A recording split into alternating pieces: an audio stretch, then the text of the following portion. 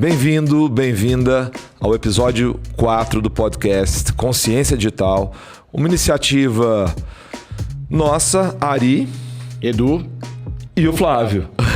Hoje a gente está com um convidado super especial, super querido.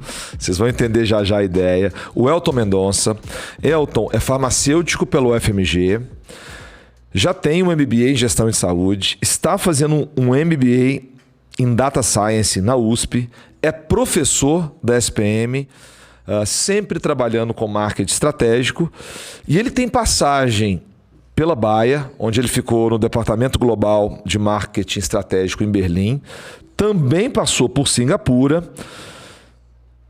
Trabalhou no portal Minha Vida, na Vertical Pharma e já está na IQVIA há 8 anos. Lá, ele já liderava a BU de Pharma. Mas parece que agora tem uma BU, uma unidade nova. Então, Elton, bem-vindo, obrigado. Conta aí pra nós, já vai começar depois desse currículo todo, já tem coisa nova no ar, como é que é isso? Legal, muito obrigado pelo convite, é um prazer estar aqui com vocês, eu estou acompanhando o podcast e assim, só a expectativa fica ainda mais alta porque está sendo muito legal os convidados e para mim é uma honra, né? Muito obrigado por me receber aqui, espero que seja um bate-papo bacana e que eu consiga agregar. Legal. Muito bom. E antes da gente começar voltando lá atrás, conta só isso. Parece que, para quem não é do ramo, o que seria a IQVIA, vamos dizer assim, né? E agora você está nos contando que vai ter uma BU nova. Como é que é isso? Perfeito.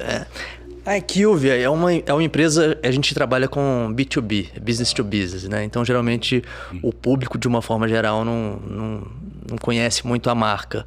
Mas a gente é uma multinacional. Tá. A gente está presente em mais de 100 países. Bacana. A gente tem mais de 70 mil colaboradores no mundo todo.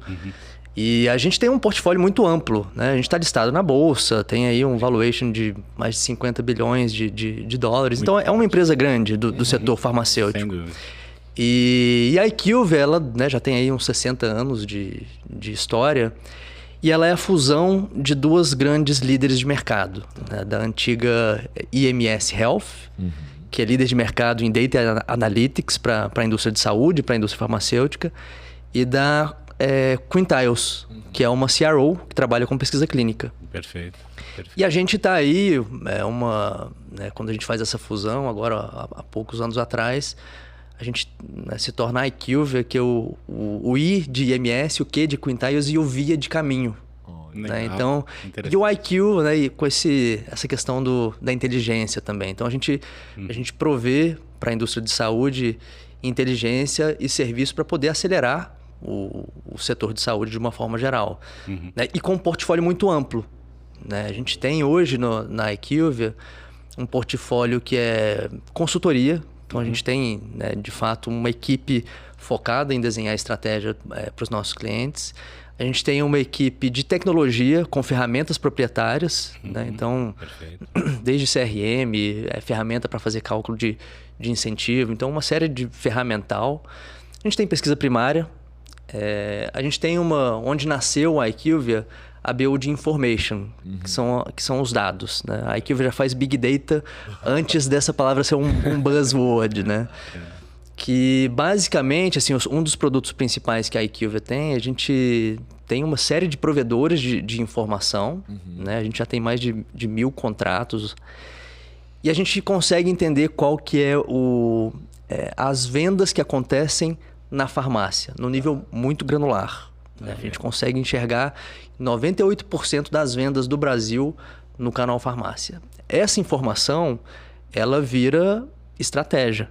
Né? Então, para a indústria farmacêutica, para a indústria de saúde, para você entender onde você vai lançar um produto, como que você vai monitorar a performance de alguma coisa. A gente tem dentro da BU de Information também toda a questão de prescrição médica, quem está prescrevendo o quê. A gente tem uma BU de informação institucional, então a gente consegue entender uma série de informações dos hospitais também. Então a IQVIA, ela é difícil explicar em uma sentença. Né? Tô vendo. Ela é realmente, se for para a gente resumir, ela é líder em Data e Analytics para a indústria farmacêutica e é um líder de provedor de serviços. E aí vem essa parte de, né, que essa novidade da BU de transformação digital. Né? Olha aí. O que a gente enxerga? A gente vive a demanda dos pacientes, do cliente e, consequentemente, da indústria farmacêutica. E esse tema ganhou uma relevância muito grande para a indústria de saúde de uma forma geral. Transformação digital. Transformação digital. Perfeito. E a gente, obviamente, reflete essa demanda. Né? Globalmente, a gente iniciou um processo de... A gente tem um hub de inovação que a gente lançou agora faz pouco tempo, fica em Israel. Legal. Então, a gente tem as startups investidas em Israel, tanto no modelo de investimento quanto no modelo de parceria comercial. Tá. E a gente, com essa BU de transformação digital, a gente traz para o Brasil a essência dessa diretriz global e pensando em 3 pilares, né, que a gente vai atuar. O primeiro pilar da BU de transformação digital é a gente organizar o portfólio IQVIA para que o cliente ele comece a comprar solução e não produto.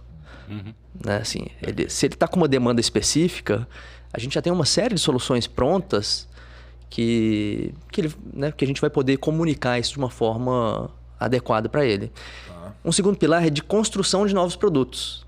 Então, você tem uma demanda aí desde segmentação, soluções de engajamento com o paciente, soluções de engajamento com o médico.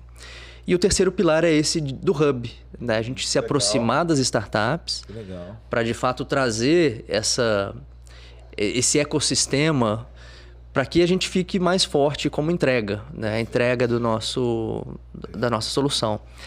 Então, é um pouco, né, um pouco dessa história toda que a IQVIA está envolvida. É uma empresa que tem um impacto muito grande no setor de saúde de uma forma geral. E aqui, com essa BU nova, a gente pretende ampliar esse impacto.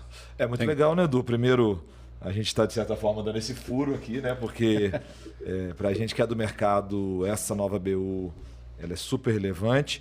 Mas eu queria, antes da gente...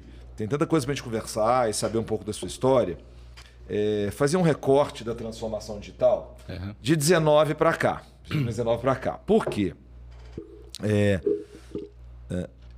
Eu, apesar de estar na indústria farmacêutica há muito tempo, eu não conhecia muito bem a IQVIA. Até que um dia, em 2019, teve um evento muito legal, esse evento que vocês fazem anualmente, né? World Review. World Review, no hotel...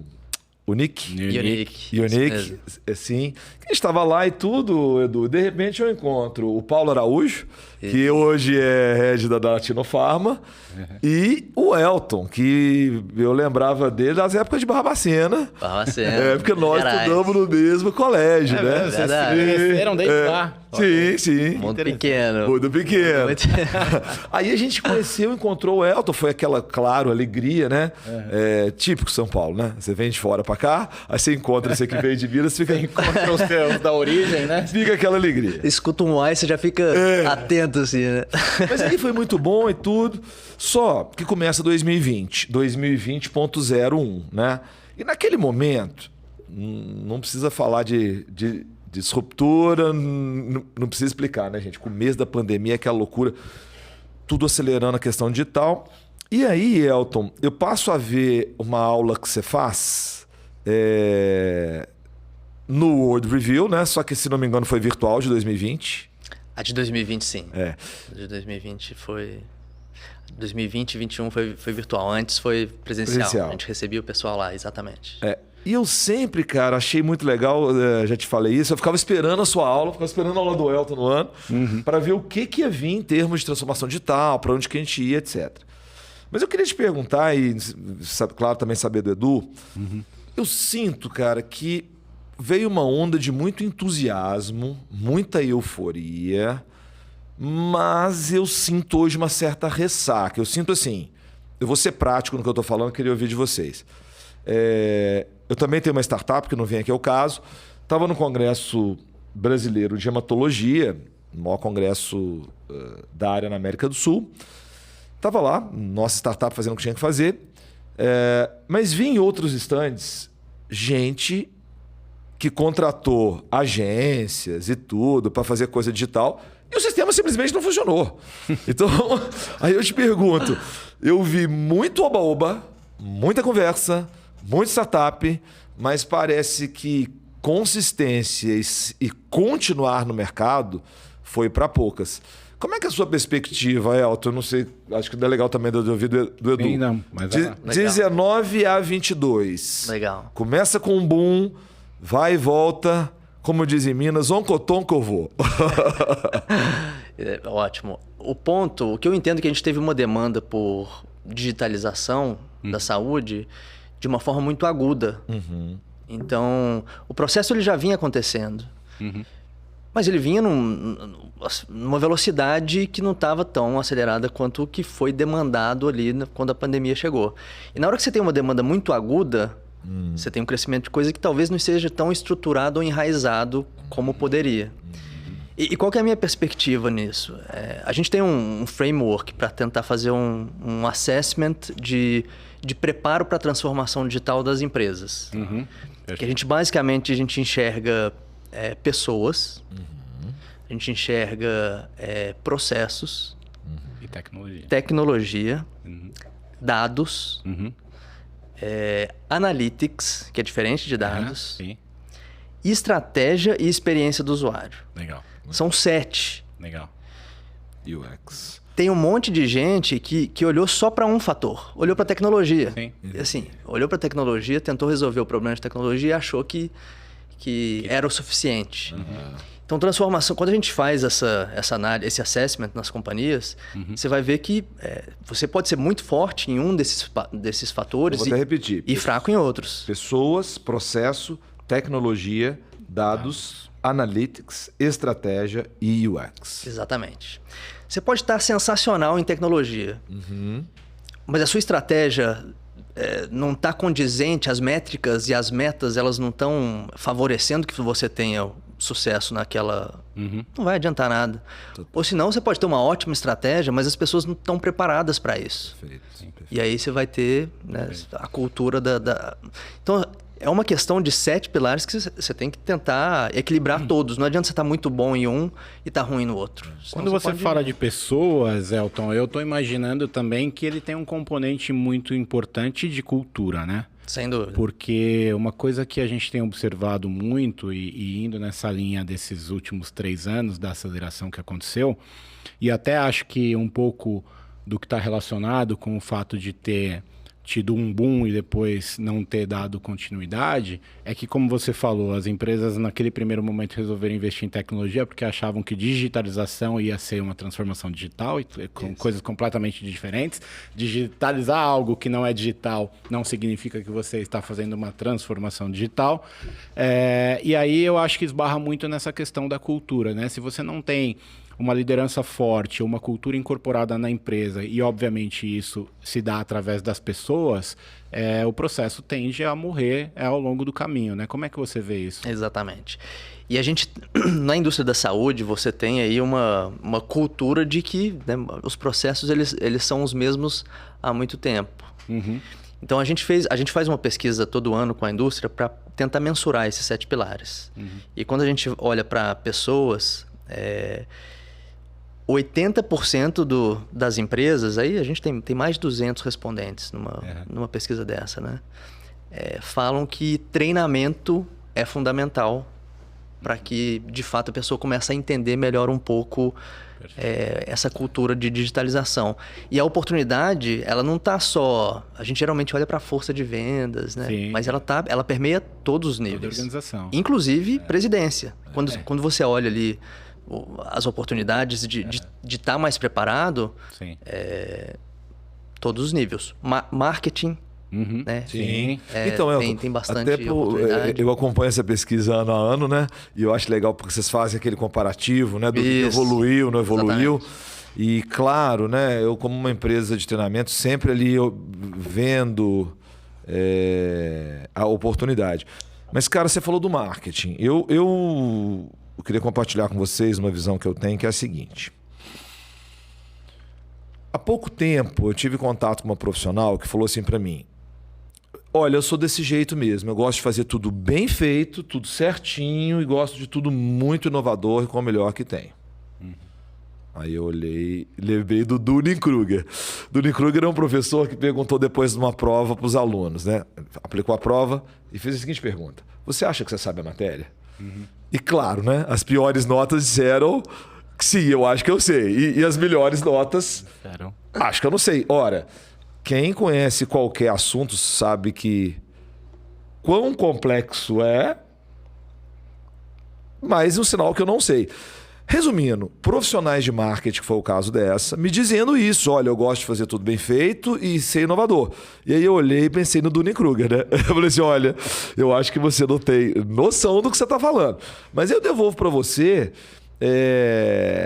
como lidar com isso. Por exemplo, a Equiva vai conversar com uma empresa.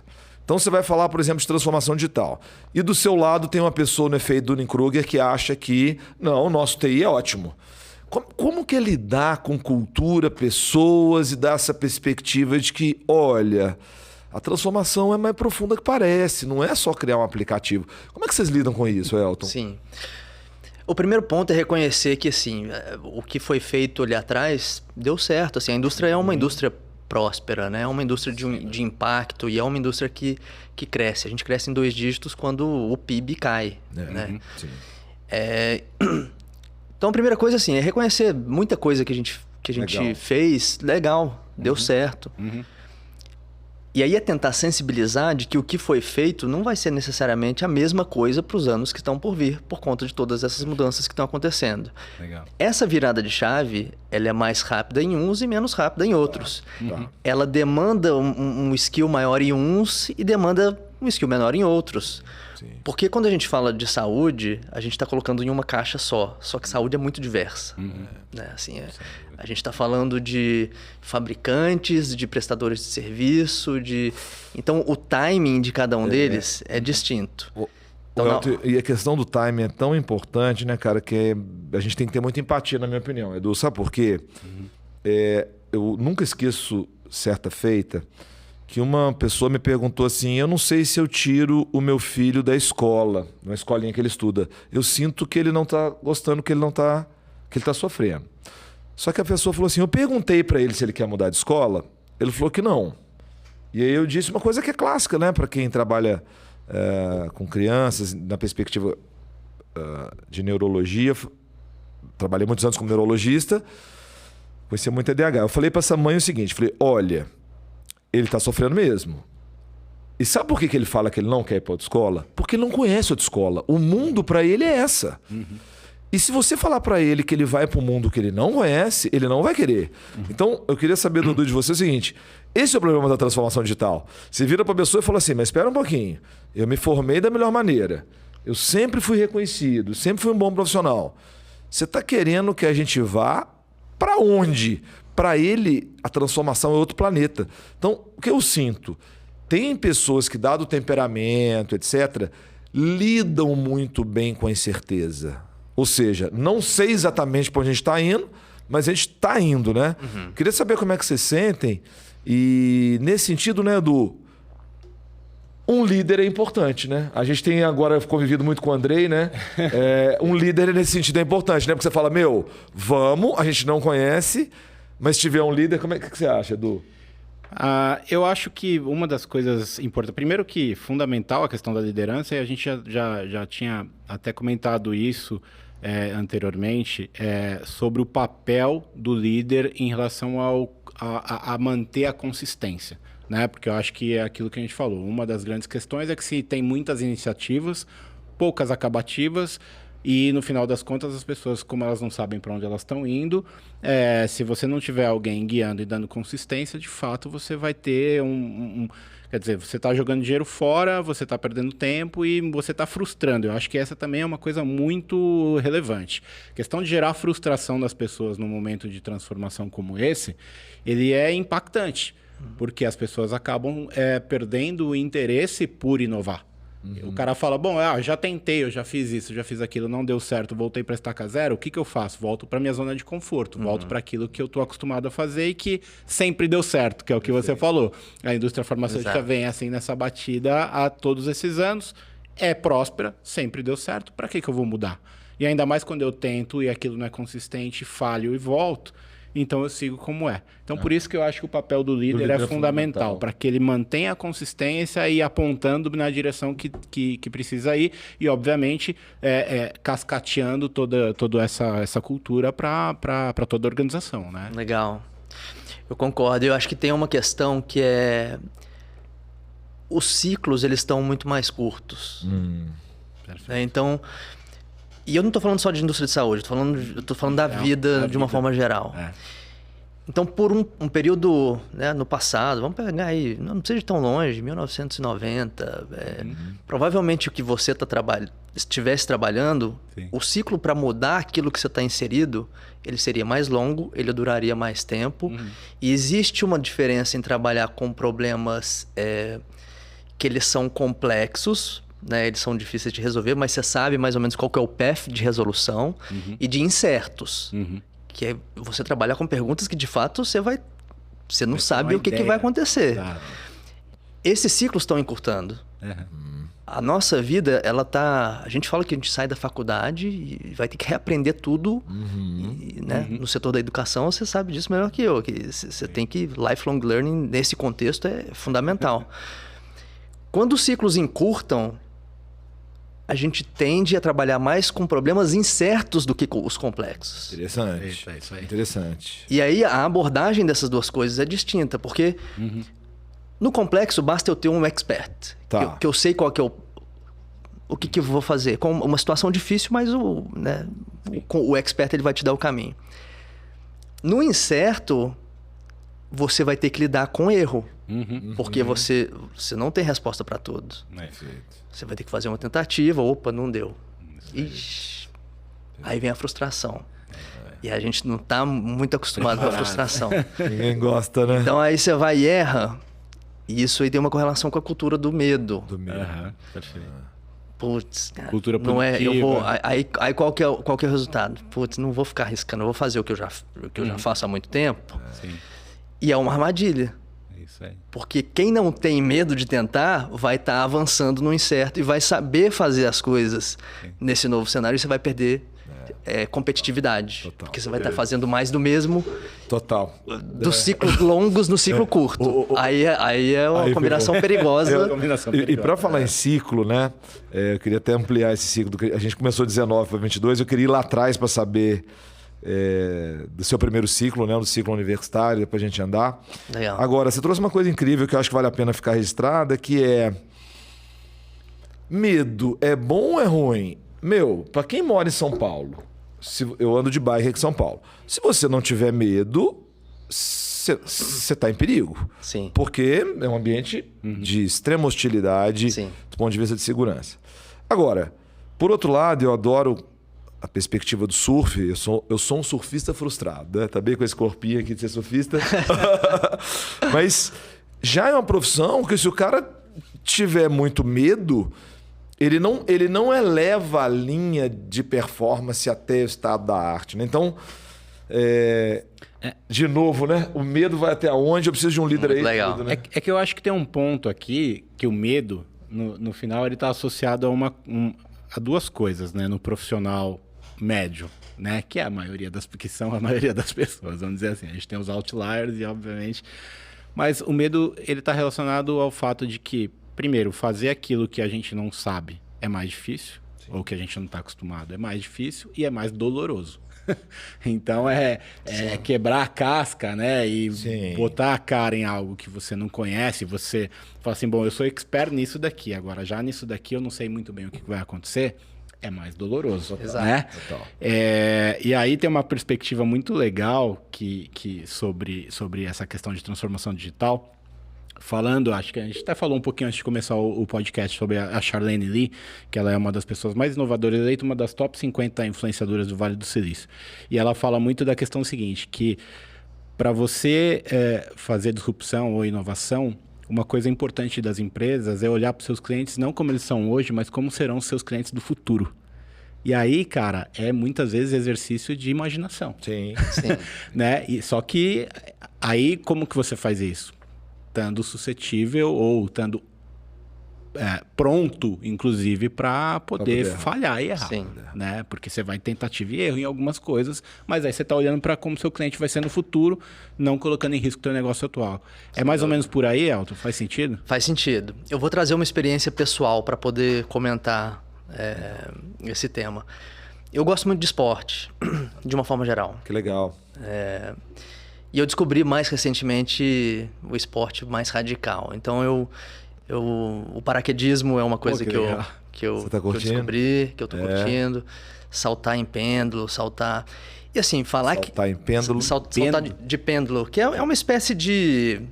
você salta em queda livre, mas não é igual o bungee jump, que você, né, que você fica quicando, assim. Ele é pendular. Então você cai geralmente numa cachoeira ou alguma coisa... Bem melhor. Não, porque, digamos... porque você não usa aquelas roupas, aqueles suítes de fazer assim... E... Não, esse não. Ainda não tô tão radical não quanto isso. não, entendi. Mas por que eu tô trazendo essa experiência pessoal? Porque falar que existe ausência de medo, isso é perigoso. Perigosíssimo. Você pode morrer atravessando a rua se não tiver medo do carro. Exatamente. A ausência de medo é péssimo. Gerenciar o medo é o exercício que você tem que fazer. Perfeito. Então, quando você chega na porta do avião, que você olha para baixo, assim, você fala... Eu vou porque eu tô aqui com o paraquedas, porque eu sei que a chance... Pode ter acidente? Pode, mas a chance ela é controlada, existe um risco que é... Então, isso a gente tem essa experiência corporativamente várias vezes. Você está prestes a fazer um investimento que você tem uma série de cálculos ali por trás. Né? Pode dar errado? Pode. Sim. Então, é uma espécie de gerenciamento do medo. Não é a ausência do medo. E eu acho que a gente oscila entre os extremos. Né? Eu acho que, às vezes, você fica com uma cultura de estimular o erro para tentar tirar o medo. Não é estimular o erro que você deveria. Claro. Você tem que estimular que a pessoa consiga, assim, que ela tente fazer algo e se errar, tudo bem. Mas o foco não é o erro. É lógico. Né? Não é a cultura. Então a gente fica oscilando entre as coisas, né? Ô Elton, e aí, falando em oscilar, eu queria saber o seguinte. Adorei, né? Vivemos ciclos mais curtos e eu falei de a gente fazer um ciclo de voltar na sua faculdade. Você fez farmácia na FMG, né? Com meus amigos aqui esses dias em São Paulo, conversando um pouco sobre Interlagos, né? Que a Fórmula 1 passa por aqui. Tem um amigo que eu perguntei para ele, por que os pilotos são tão jovens, né? Será que eles têm uma capacidade cognitiva mais refinada que se perde com o tempo? E eles disseram não, é porque eles arriscam mais, eles têm menos medo. E aí eu te devolvo e te pergunto, na faculdade, como é que você era, o FMG e tudo, Minas Gerais a gente fala sempre e tudo, né? E tudo. Você já tinha se envolvido em alguma iniciativa na época que te deu medo, você tinha menos ou pouco medo? Legal. Você parece que mencionou que você também teve uma experiência com a empresa Júnior. Foi. Então vamos lá, voltando assim, como é que foi essa experiência aí, o FMG? Eu fiz farmácia na ideia de entrar para pesquisa. Tá. Né? Então eu imaginei que eu ia enveredar mais pelo campo acadêmico, fazer... No final do meu primeiro período, eu já estava fazendo iniciação científica. Né? Já tinha uma bolsa, estava trabalhando... Projeto Genoma do Schistosoma mansoni. Era interessante. Decodificar o código genético da esquistossomose, né? Que legal. O plateamento. Me achei super, né? Pô, virei importante, né? Olha isso. Só que, obviamente, eu era estagiário, né? Eu ficava ali correndo... Aqui, tinha toda uma parte técnica, gel de poliacrilamida para fazer PCR, para replicar DNA. E aquilo, para mim, foi bastante repetitivo. A pesquisa de base é isso. Ela é super importante. Pesquisa de base é você gerar conhecimento para que uma outra pessoa venha com uma coisa de maior aplicação e use o conhecimento da pesquisa de base que foi utilizada. Sim. Mas eu comecei a perceber que... bancada não era sua. Não curti muito aquilo. Aí eu migrei. Aí eu fui para uma outra iniciação científica que era para investigar a biodistribuição do soro antiscorpiônico. Que legal. Então, o que a gente fazia? A gente marcava o soro antiscorpiônico com tecnécio, que é um elemento radioativo, injetava em camundongo, para poder inferir se ultrapassava a barreira hematocefálica, qual era a concentração nos diferentes órgãos, para poder ver. Também não foi aquilo. Fui para controle de qualidade, né? Lá na UFMG tinha um laboratório que fazia parte da farmacopeia brasileira. Não foi aquilo. Farmácia não foi a minha. Aí eu encontrei a empresa Júnior. Até então eu me senti no Instituto Butantan, aqui no museu, né? Quem não conhece, é o Museu de Microbiologia aqui, incrível. Agora saímos desse mundo, quando passou por controle de qualidade também não era o caso, E aí eu fui apresentado para a empresa Júnior. Eu não sei se vocês conhecem o conceito de empresa Júnior. Eu acho que eu conheço uma passando. Empresa Júnior é uma empresa como outra normal. Você tem CNPJ, você né, paga imposto, você tem né, toda a questão do faturamento. Só que desde o trainee até o presidente, todos são alunos. Isso é muito legal. E aí você tem uma experiência de gerir uma empresa mesmo. Né? E a gente vende projetos. E a comunidade, a sociedade compra esse projeto e usa a infraestrutura da universidade, que é né, onde eu estava inserido, era uma estrutura muito boa. Então, a gente vendia projetos... rápido, a Sinapse, minha empresa, quando... O primeiro movimento que eu fiz para organização, que eu senti que eu precisava, empresa Júnior do FMG. Foi que legal. Incrível. Que legal. Desculpa a coisa, mas eu achei que valeu o registro, porque, nossa... Bacana, eu fico super feliz. Foi maravilhoso, maravilhoso. Porque quando eu cheguei lá, era assim... Tinha pouquíssimas pessoas. Eu entrei como trainee, aí eu fiz carreira na empresa Júnior. Que legal! Legal. E aí eu inclusive participei do núcleo UFMG Júnior, que é a Associação das Empresas Juniores da UFMG. Tive uma participação... Ganha muito prêmio, né? Que tem muita empresa legal. E ganha muito prêmio todo ano. Eu tive uma participação na FEGENG, que é a Federação Mineira de Empresa Júnior também. Então, naquele momento, eu fui mais numa linha de estudar marketing, administração. Então, quando eu saio da faculdade de farmácia, eu já saio com essa parte técnica, mas eu saio com conhecimento teórico também dessa parte de negócios. Legal. E aí eu me achei. Né? Legal. Foi a partir desse momento, e foi aí que eu, né, toda a questão da Bayer já foi, né, de ir para a Alemanha, já foi em uma área de negócio. Foi parar na Alemanha?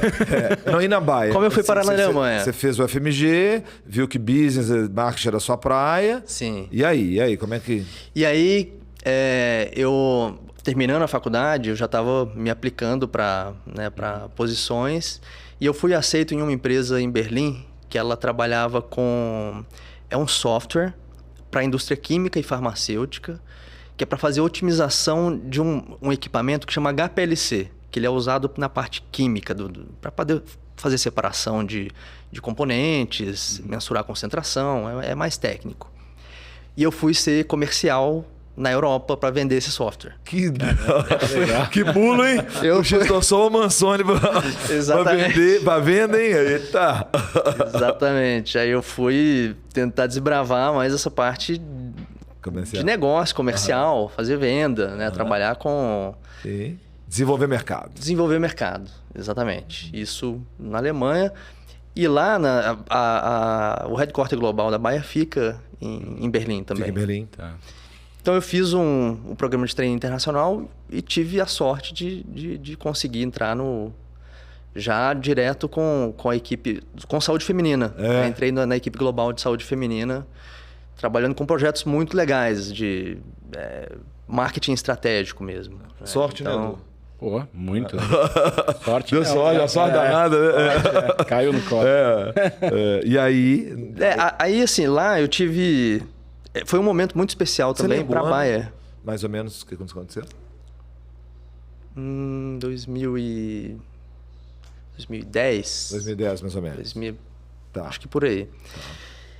E aí, era um momento especial da Bayer também, que estava chegando o portfólio da Schering.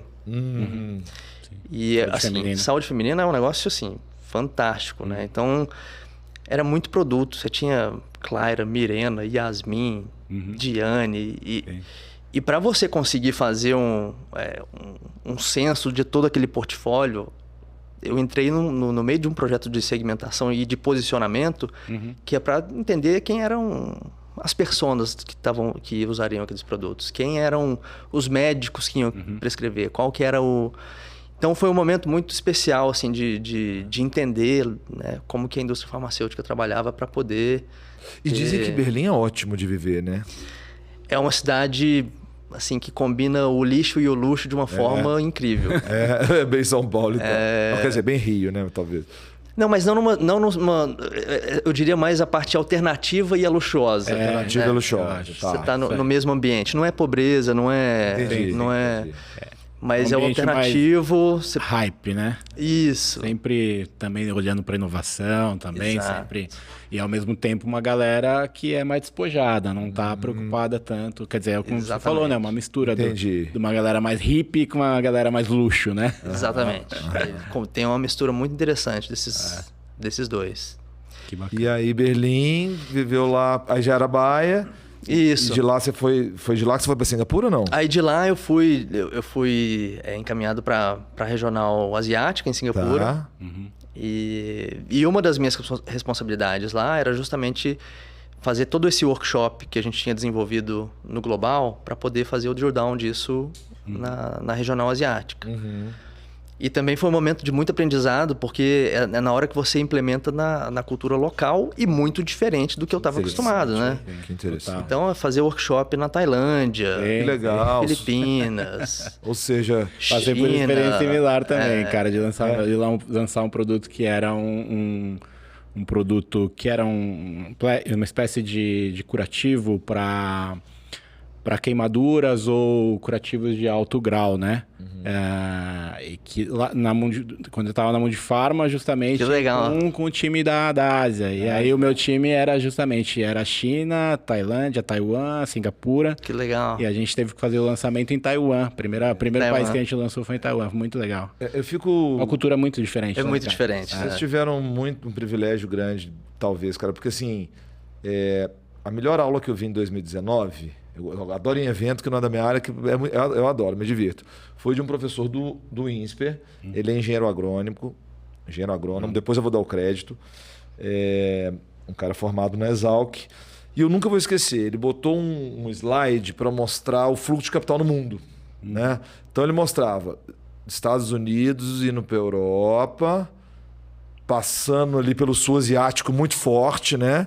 E um dia, segundo ele, vai passar no norte da África e chegar na América Latina. Mas o que eu achei impressionante, esse professor falou da China e de Singapura.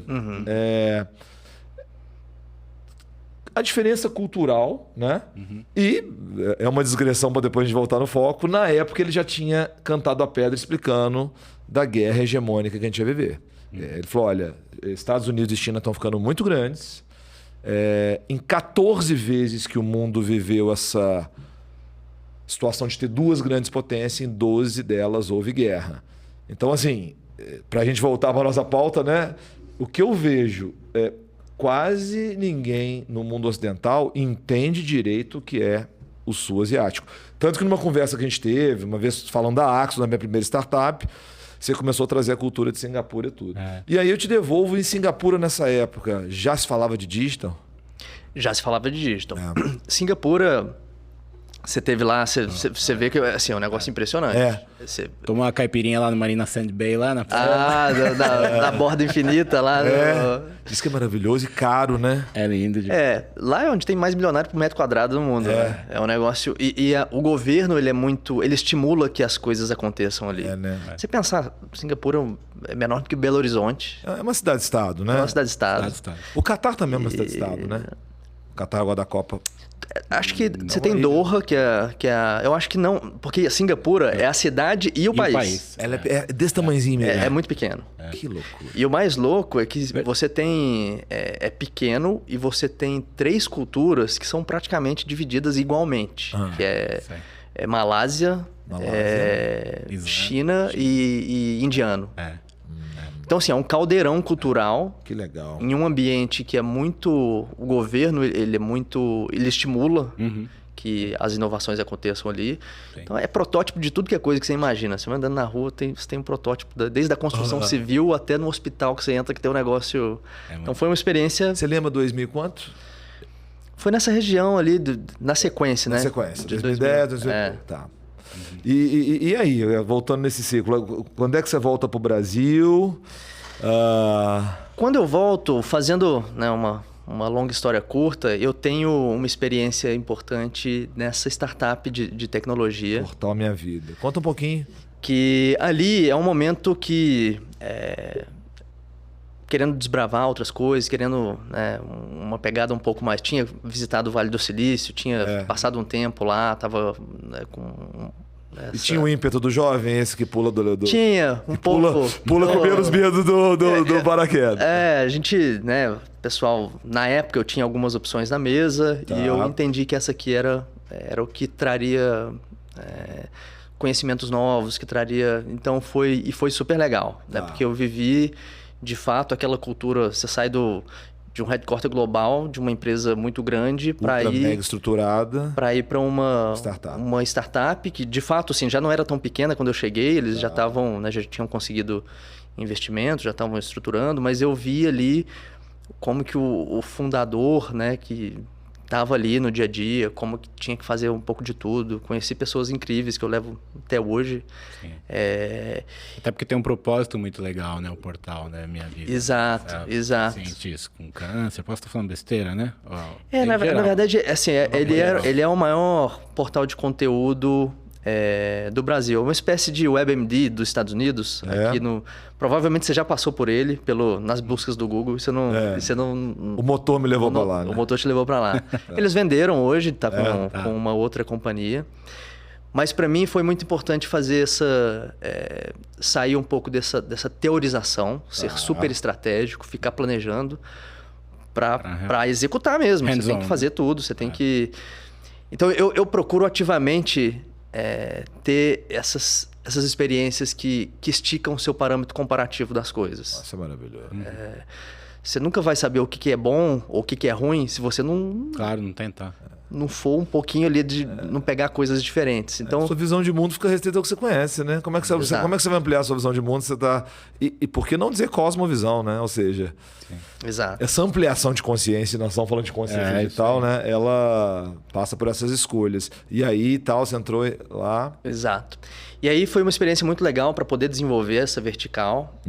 E eu fui convidado pela IQVIA numa proposta muito interessante também. Na época já chamava IQVIA? Na época era IMS Health. IMS Health.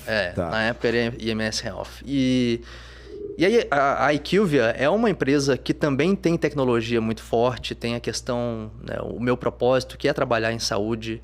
É uma empresa que acelera o setor de saúde de uma forma geral.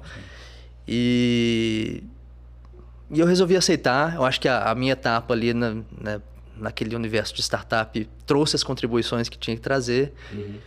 E na IQVIA, assim, é um universo tão amplo de portfólio que, né, eu tô lá há algum tempo, mas 8 anos, né? Mas a sensação que eu tenho é que, de fato... D0, D1. Eu passei por experiências muito diferentes.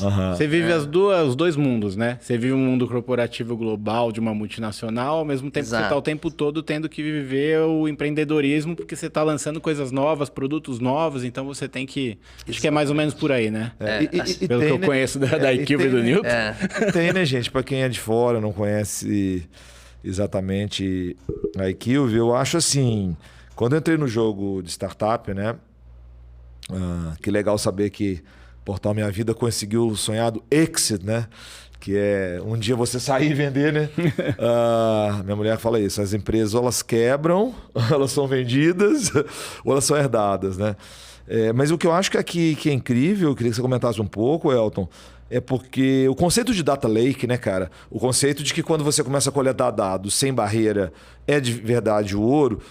Eu acho que muita coisa é dito sobre dados de maneira leviana, né? Por exemplo, vou falar uma coisa real.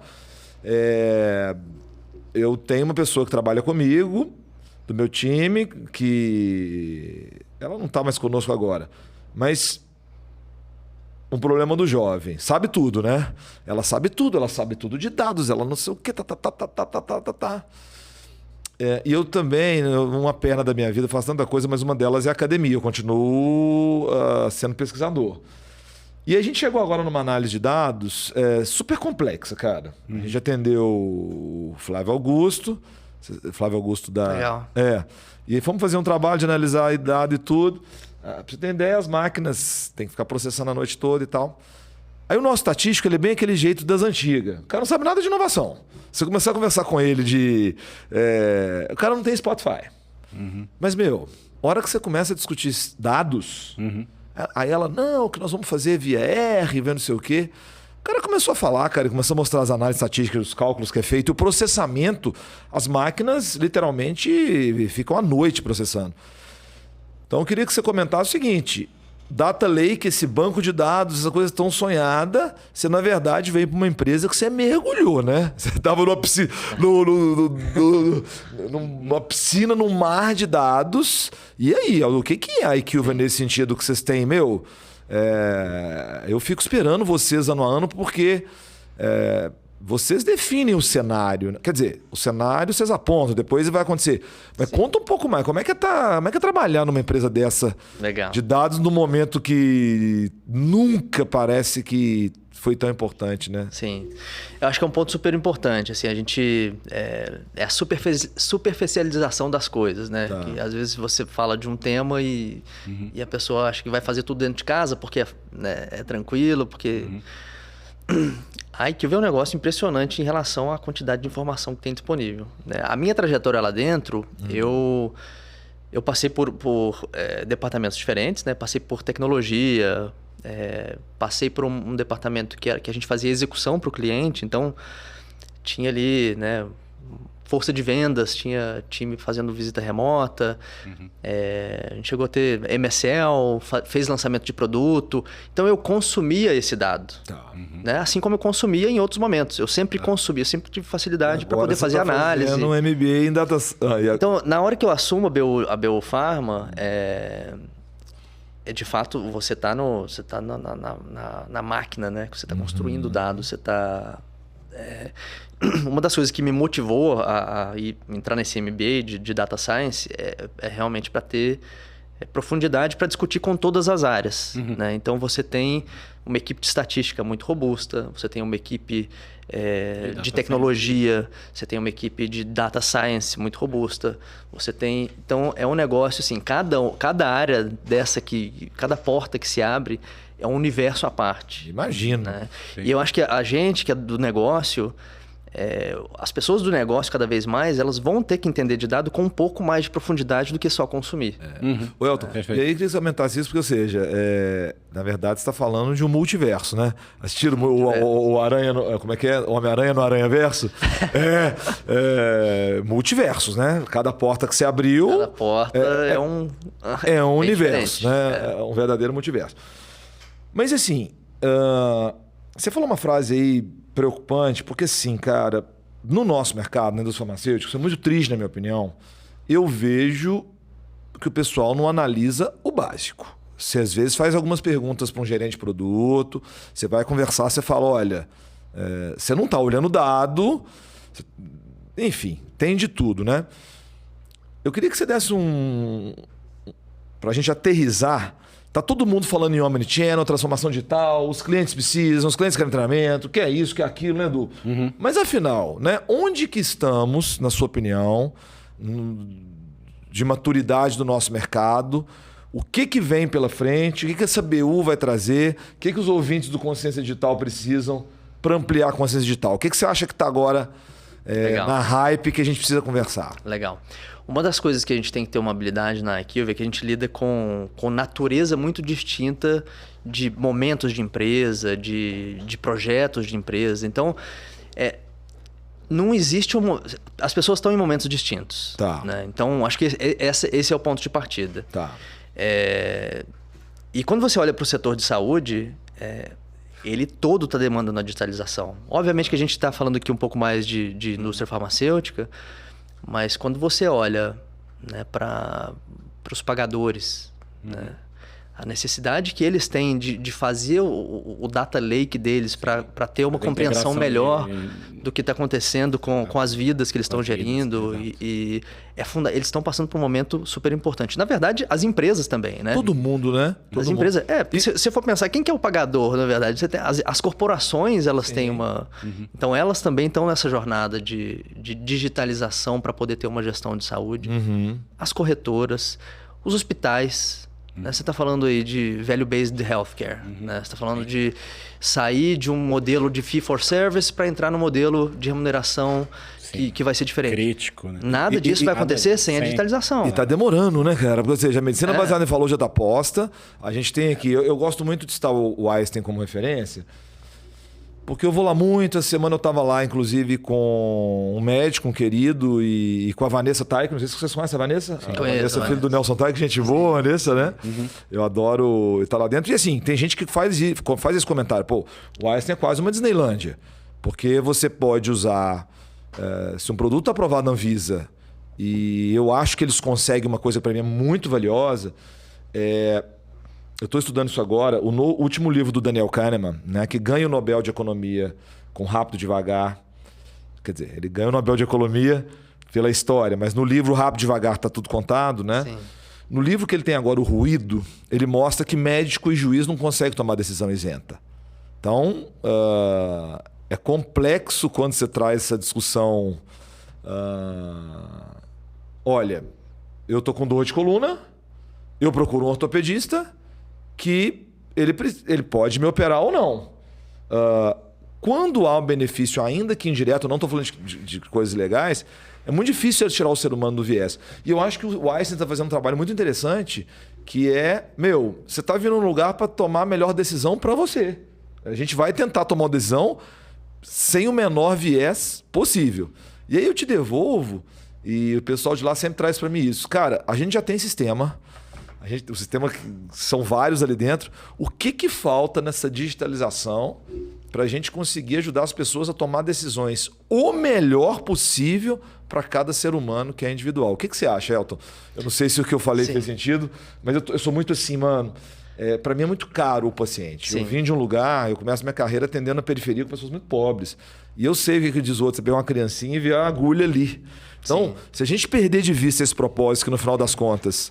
Somos empresa, somos business, mas a gente está falando de pessoas. Sim. Eu acho que eu fiz uma digressão. Volta aí, me ajuda aí, Elton. Eu acho que assim, o seu ponto ele é importante. E de novo, a gente tentar aterrizar um pouco transformação digital. Né? A gente não colocar isso como... Não é o meu objetivo final. Isso aqui é um meio de conseguir algo. Tá. Né? Então, acho que a primeira coisa é fazer entender o que cada um está buscando. Tá. No setor da indústria farmacêutica, você tem demandas específicas e já tem muitos dados disponíveis para tomada de decisão. Tá. Estratégica, mais tática. Quando a gente começa a migrar isso para outros ambientes, você mencionou, né, no caso do Einstein, hospitais de uma forma geral, já existem dados, mas existe um caminho grande para a gente percorrer com a integração desses dados, a interoperabilidade desses dados. Né? A iniciativa privada está trabalhando para conseguir cada vez mais coletar esses dados para poder devolver inteligência. Então já tem coisa disponível. A gente não precisa esperar que o mundo perfeito aconteça para usar. Fazem, Elton, igual você tem grandes empresas, esse sistema não... O que acontece é que você vai para um ambiente mais hospitalar, você vai ter RPs robustos, mas a saúde ela é muito fragmentada. E é muito pulverizada. Impressionante, né? Então, o que vai ajudar a resolver isso aqui é ambiente. Né? É você, de fato, olhar para o que o... Hoje no Brasil a gente não tem ainda como fazer mapeamento de paciente único, né? Ou seja, assim, não é que não tem, né? Mas se você vai em diferentes níveis do sistema de saúde, você vai encontrar discrepância. Claro, você vai no DataSUS, você tem um paciente único, mas se você sai do HC para ir para um outro hospital, Exato. Você não consegue achar o prontuário, prontuário único. Parece que o sistema de cobrança não é o mesmo sistema do prontuário. Então você falou assim, se você que está aqui dentro, é gigante, não fez esses sistemas, uma API que integra e conta então mais. Prontuário eletrônico, né? Mas acho que vale menção em uma das coisas que você levantou, que é o SUS, o DataSUS. É uma base de dados riquíssima. É uma base de dados que assim... A gente tem muito síndrome de vira-lata no Brasil. Né? Essa base de dados, ela é de fato um negócio que você consegue extrair muito valor para poder entender o que está acontecendo de uma forma, né? Entender jornadas, entender tendência. Tudo bem que você fica ali no ambiente mais do público, mas o próprio governo ele está avançando com a discussão da Rede Nacional de Dados, que é para conseguir fazer uma integração mais robusta. O Elton, mas eu não sei, vou falar uma coisa que pode ser até viagem nas estrelas, mas é a minha visão. A logo aqui do Consciência Digital, se você reparar, ela começa a desconstruir o ego. Ou seja, porque todo mundo tem um ego muito bem definido, né, cara? Eu chamo Ariovaldo, meu CPF é tal, eu sou essa pessoa. Mas vamos fazer o seguinte exercício. Um homem de 48 anos procura um urologista agora no Novembro Azul.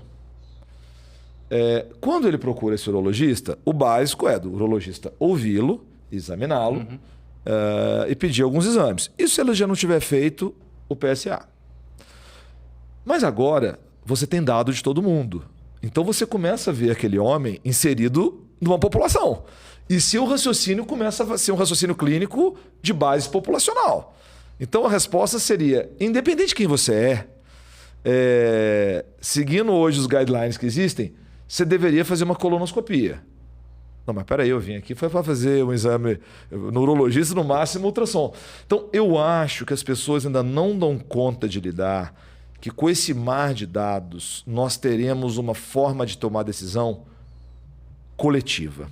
E o que Bandura chamou de agência, que eram vários cérebros coletivos pensando junto, vai acontecer agora. Então, imagina o rolê. Você começa a pensar num paciente inserido numa base de dados gigantesca. Você tem gente raciocinando dentro de uma máquina com recursos integrados. Então, quando eu falei isso na Dom Cabral, o pessoal achou que eu estava doido. Nós vamos diluir a decisão e os saberes diluindo o nosso próprio ego. E quando você fala isso para um médico comum para fechar, o cara olha para mim e fala assim, Ari, eu acho que você tá ficando doido. Porque não, Ari, eu tenho que ouvir o paciente, o que ele tem. Cara, o Apple Watch é um device reconhecido pela Anvisa e que dá diagnóstico de fibrilação atrial. Você não precisa mais perguntar para um paciente o que ele sente. Você pode, através do dado, predizer o que as pessoas vão ter. Só que a pergunta para vocês, eu não sei, quando eu tenho essas conversas com médicos, principalmente, eles... Não. Isso nunca vai acontecer. O que você achou? Foi muito odisseia no espaço que eu falei aqui, Edu? Não, na verdade eu tenho um contraponto. Eu acho que, na verdade, as informações coletivas e os dados que você analisa do ponto de vista clusterizado, eles te dão tendências e eles te ajudam a analisar possíveis... modelos de probabilidade daquilo que está acontecendo. Mas eu ainda acho que o modelo de tomada de decisão com o dado que a gente tem hoje, sendo cada vez mais no nível granular, a tendência é que a gente tome tendências do ponto de vista individual.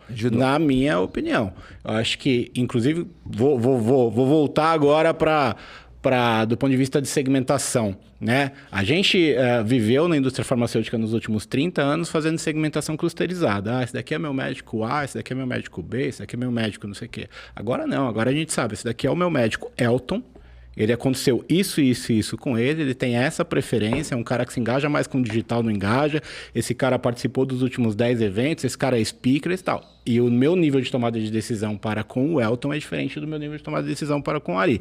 Então eu acho que a gente olha coletivamente os dados para entender possíveis movimentos e tendências e tal, mas na hora de tomar a decisão, já que eu tenho o dado no nível individual, eu tenho que olhar esse dado para tratar o indivíduo como indivíduo. Mas vamos ouvir o Elton. Esse é o eu acho ponto. que a gente falou a mesma coisa. Pode ser. Eu acho que a gente falou a mesma coisa. Os dois veem valor nessa integração e os dois entendem que faz sentido ter esses dados para ter uma tomada de decisão mais inteligente. Isso. Né? Sem dúvida. E que ela vai ser individual, mas ela parte de uma base. Isso. Você vai ter um conhecimento para poder tomar uma decisão que está ali na sua frente. Isso. Aí vira um único no final para você. Não é que, desculpa só, mas você falou uma frase que era os médicos precisam entender que eles precisam tomar decisão com base em informação coletiva. Não, para mim, tomada de decisão é informação individual. Exato, porque o raciocínio clínico do médico, qual que é? Primeiro, o médico não, às vezes, tangibiliza o raciocínio clínico do farmacêutico nem do enfermeiro. Para um médico, se você falar assim para ele, uma criança com febre, o que tem que ser feito? O médico sempre vai te responder, eu preciso ver e examinar. Você não precisa ver e examinar uma criança com febre. Uma criança com febre tem uma triagem de sinais de alerta que você pode usar na farmácia. Um enfermeiro ou farmacêutico questiona.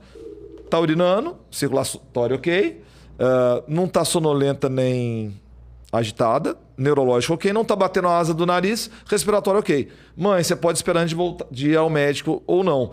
Então, o meu ponto é que assim... O médico, tal como agora o cara do marketing, consegue, a partir de uma base enorme, saber o que um médico faz. O médico do consultório, sabendo tudo que um paciente tem, ele vai conseguir tomar uma decisão única de uma maneira muito mais embasada. Mas o que você acha, Elton? O entrevistado no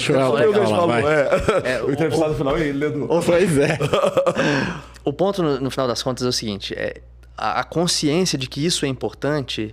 Pelo menos nas corporações, ela existe. Tá. Né? Isso tá claro. A própria IQVIA, a gente inclusive, The Human Data Science, de tão importante que isso é pra gente, a gente quer cada vez mais entender o humano, né? Entender os dados. A gente tem uma área específica na IQVIA para entender dados de mundo real. Real World Evidence, Real World Insights. E hoje, se você contratar um estudo... Né, em alguns lugares específicos e a gente tiver acesso a esse dado, a gente vai te devolver um monte de insight legal. Tá. Onde que está a dificuldade para fazer exatamente o que você falou que seria legal ter? Que eu sonho. A execução disso. Entendi. Eu vou te dar um exemplo. Na Estônia, você tem a integração da base de dados, porque o governo pede para fazer, e você tem isso em blockchain. Que maravilha. Você consegue ter um histórico da pessoa em um negócio de uma forma muito Sabe robusta. a jornada individual. Israel, mesma coisa.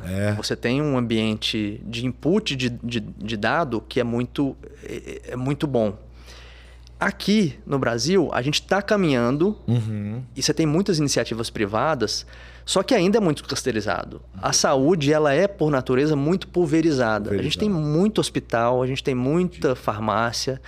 A jornada de saúde, ela é muito complexa, né? Não é que você entra num supermercado, comprou o produto, foi para casa e acabou a jornada. Você vai no médico, você vai fazer um exame, você vai na farmácia, você vai... Isso tudo aqui, se você não conseguir fazer senso desses vários pontos de informação, vai ficar buraco na sua análise, entendeu? Perfeito. Então, tudo que você fez, tudo que você falou, seria lindo. E você tem gente grande que entrou nesse universo aqui e não teve tanto sucesso, né? Que você... inteligência artificial para oncologista para usar como ferramenta, né? Que é o que você falou. Como que eu pego o dado e uso como ferramenta para que eu, no final das contas, tome uma decisão correta.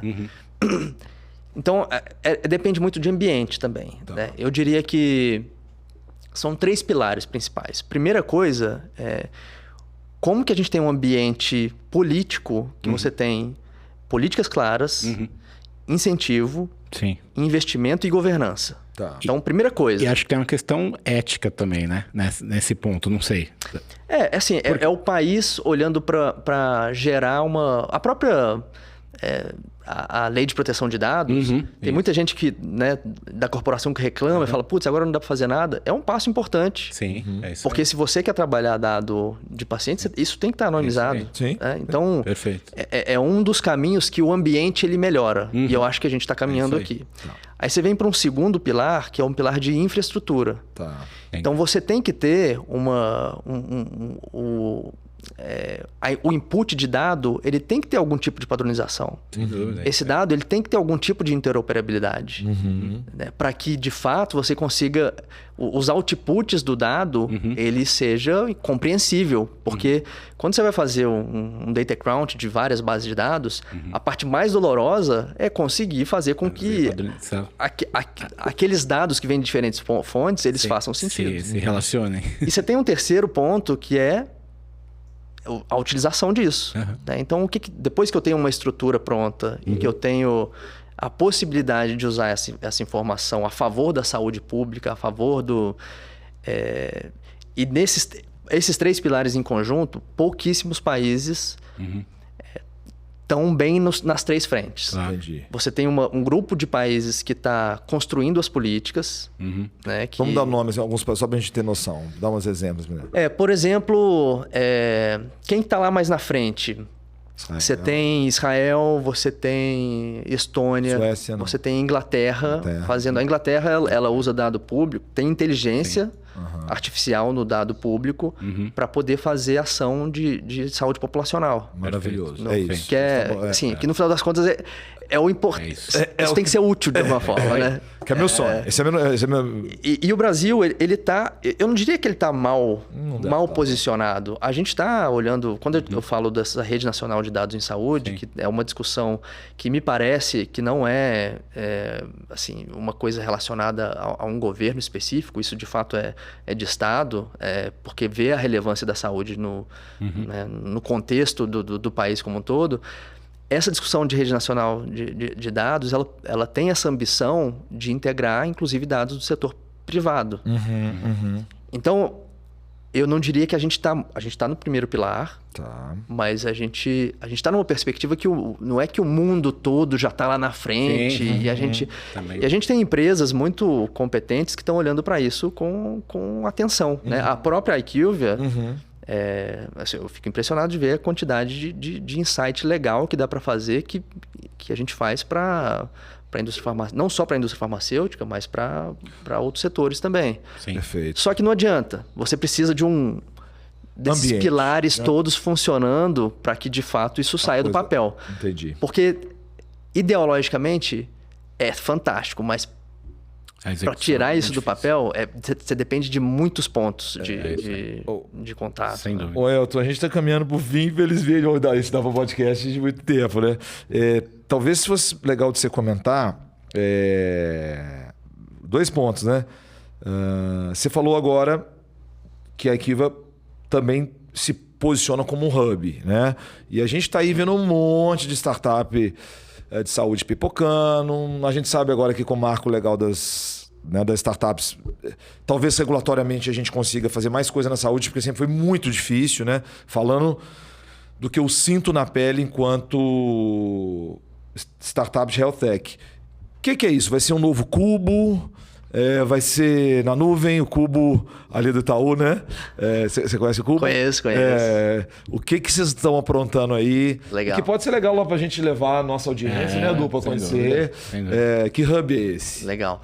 O que a gente está tentando espelhar um modelo que o Global está fazendo. Então, a gente quer aproximar de empresas que, de fato, consiga ter sinergia com as nossas entregas. Legal. Então, tanto numa perspectiva de que os dados que eles têm possam contribuir para a construção de uma inteligência nova, Bacana. uma inteligência que, combinada com os dados que a gente tem, um produto novo possa nascer. Tá. Né? Então, tem essa perspectiva de co-construção de soluções. Tá.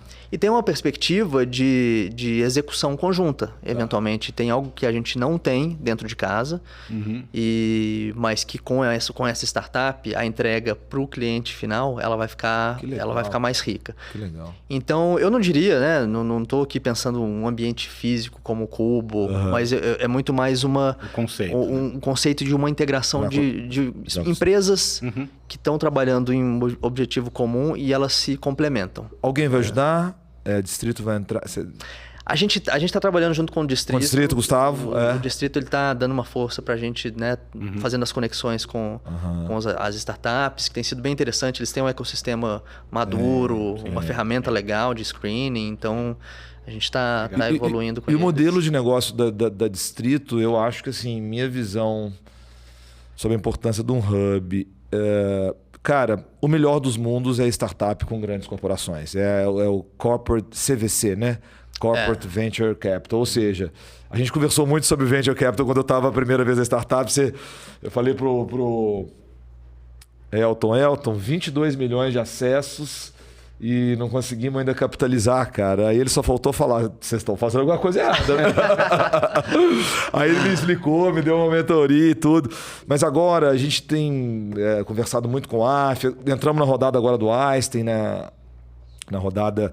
Na verdade não é uma rodada, numa comissão que eles têm mensal. Eu acho que uma grande corporação como a IQVIA, junto com uma startup, com um cliente que precisa. Aí você tem os elementos todos... aspas perfeitos, né? Ou seja, meninadas, não é só meninada, que startup isso é uma coisa meio romantizada, mas para quem não viu, já viu o Som na Faixa no Netflix? Já vi. Já viu? Já vi. Nossa, muito viu legal. do Spotify.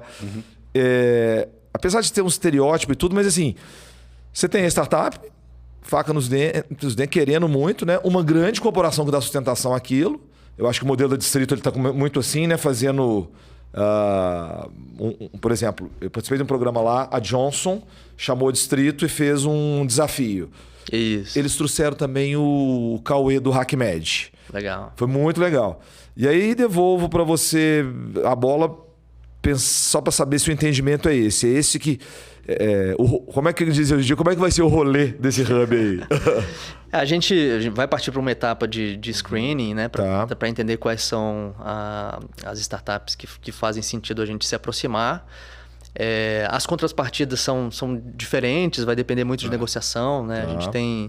A gente tem desde, né, assim, abertura de porta para uma base de clientes que é muito grande. A gente tem toda a questão de mentoria de pessoas sêniores da própria empresa, acesso à informação, né? Eventualmente a gente pensar em outros modelos, mas a partir desse screening a gente entender quais são as áreas os unmet needs, né? O que a indústria está precisando de algo que a gente, em conjunto com uma dessas empresas que estão nascendo, tenha mais força para fazer uma entrega que seja consistente que seja mais completa, né?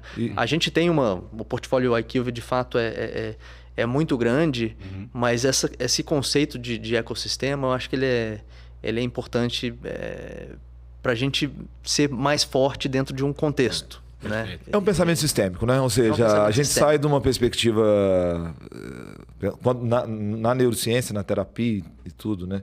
A gente sai muito do intrapsíquico, que foi Freud, todas as paranoias que as pessoas têm, para perceber que todo mundo é relacional. Então, empresa, ecossistema. Se você não tem essa visão sistêmica de sistema, né? Você fica com uma visão curta. Eu dou alguma pergunta final aí pro Elton, antes de pedir para ele dar as últimas palavras. Eu não sei quanto que a gente tem de tempo ainda ou não. A gente tem verdade de costura, eu e ele, que a gente vai juntos para outro evento. Não, então vamos finalizar. Eu acho que se a gente já concluiu o tempo, a gente pode finalizar. Queria, na verdade, te agradecer muito. Foi muito rico o papo. Acho que a gente poderia aqui ficar falando de vários outros temas ainda por muito tempo. Pena que a gente teve só 1 hora e pouquinho. Quem sabe fica um convite para você voltar aí numa próxima, para a gente aprofundar um pouco mais em outras áreas. Fiquei muito curioso ainda para essa questão da BU de transformação digital. Acho que tem muito para explorar aí, até porque é algo novo para a IQVIA, não novo no sentido de vocês estarem fazendo só coisas novas, mas novo porque acho que é novo para o mercado, né? Sim. Então acho que tem bastante coisa para explorar. Mas, novamente, obrigado, Elton. Foi muito legal, cara, esse bate-papo, e acho que a gente tem muito o que aprender um com o outro, todos nós aqui. Legal. Então foi rico. Tem só uma pergunta para o Elton, que depois dessa pergunta, se você quiser direcionar para o público e tudo. Elton, uma metáfora, né? Quando eu fui estudar no Holanda Marketing, eu nunca esqueço que o professor de marketing fez a seguinte pergunta na sala. Isso foi em 2015, em Roterdã. Só aluno de marketing de mestrado. O que vocês acham da indústria farmacêutica? Aí todo mundo... veja bem, a indústria... Né? Aí ele perguntou, ele falou assim... E se no mundo tivesse uma pandemia? O que vocês acham da indústria farmacêutica? Opa! Não, mas peraí, professor. Agora só mudou... Agora mudou o tom. E aí, Elton, a pergunta é a seguinte. Às vezes, eu falo isso, não é com arrogância, mas é como uma metáfora. Vocês lembram que a gente via filme na sessão da tarde, que sempre, às vezes, era tudo estereotipado? Tinha lá aquelas guerras do faroeste, né? Os índios e os mocinhos, na época era assim. Mas de vez em quando chegava a cavalaria, que salvava, né? E às vezes a indústria farmacêutica, eu sinto que ela é cavalaria. As pessoas falam mal, mas na hora que aperta, a inovação vem daqui e tudo. Essa nova BU da IQVIA é a cavalaria?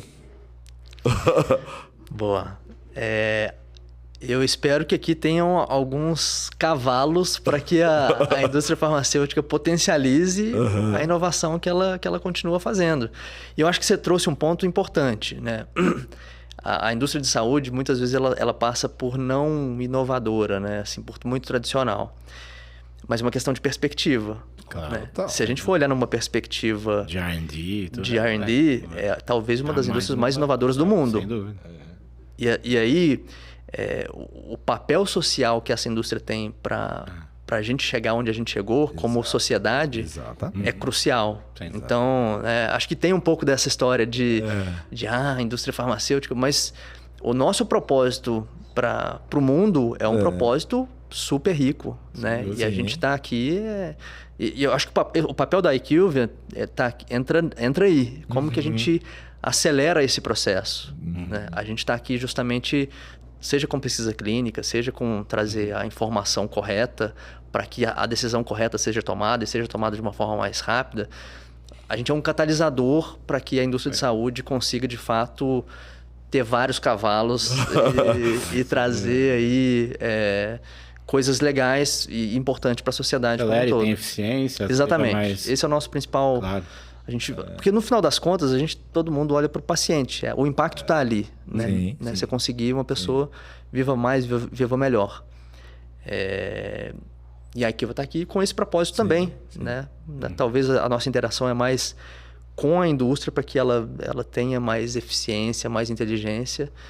Mas é o que me faz acordar todo dia, esse propósito de contribuir com a saúde de alguma forma. Mesmo que seja um grãozinho de areia ali, mas que eu possa tentar dar uma influência positiva para esse mundão, como a gente diz. Uai, só resta agradecer, né? Sem dúvida. Elton, super obrigado. Você nem contou hoje... que também de vez em quando tem que tocar um pouco de baixo, né? É verdade. Pra poder dar uma relaxada. Não sei se você é profissional ou não. Não, eu tive banda por algum tempo. Tá. Né? A gente chegou a gravar um CDzinho, mas não sou profissional, não. Ficou lá atrás, hoje é só um hobby. Chegou a gravar e tudo. Porque esse podcast dava pra gente contar muita coisa. Bom... Você que ficou aqui com a gente hoje, obrigado pela audiência. Mais um episódio. Foi, da nossa perspectiva, riquíssima, né, Edu? Deixo aqui pro Edu fechar e fazer as últimas palavras. Elton, super obrigado. Não sei, o pessoal que está de longe deve estar sentindo que, apesar de estarmos separados por sinapses de silício, né, somos corpos de carbono. Eu tenho certeza que a vibração do estúdio chegou lá. Legal. Super obrigado. Passei para você fechar, Edu. Bacana, legal. Obrigado novamente, Elton. Obrigado, Ari. Pessoal, como eu sempre faço nos fechamentos, né, a gente é um canal novo, um canal que quer trazer muito conteúdo para vocês. Nosso objetivo é contribuir com esse processo, não só de transformação, mas principalmente através da educação. Né? A gente sabe que a educação, na teoria, é muito boa, mas trazendo gente que sabe, conhece na prática, acelera ainda mais, né, para os educadores aí de plantão, Ari e companhia. E o que a gente quer, de fato, né, poder contar com pessoas com esse nível de expertise, de experiência. Então, foi muito rico com o Elton. Siga a gente aqui no canal, né? Sempre a gente vai estar trazendo convidados com essa perspectiva, com esse modelo, e os vídeos vão estar sendo disponibilizados no canal. Então, siga a gente aqui no canal. Dá o like aí no vídeo para que ele viralize, né? E também siga a nossa página no Instagram, que é Consciência Digital BR. Agradeço novamente a todos aí. Obrigado, gente. Obrigado, Ari. Valeu, pessoal da técnica. Obrigado, pessoal. Um abraço. Tchau.